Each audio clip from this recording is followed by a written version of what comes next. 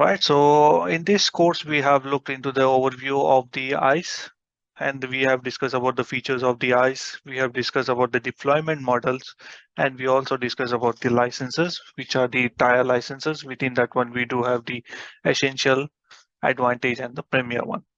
We also discuss about the high availability, how we can configure what are the different models of the high availability, and we discuss about the requirement with respect to our virtual machine as well as the physical devices, and we looked into the installation of the ICE, and we looked how to configure and secure the ICE before we do any authentication and authorization of the users. And we also look for the backup, restore, and upgrade, scheduling the reports and everything, and as well as the logs. And we also looked how to secure the GUI admin access, web access, as well as the CLI access using the external identity source.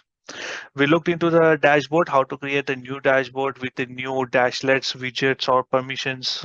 We also looked at how the administrator can be given the menu permissions so that they can only access only those particular menu options. We also see that how to integrate the Active Directory, and also we have seen that how we can secure the Cisco ICE on our web browser. Right, and I thank you for watching this video series. I hope this was very informative for you, and thank you.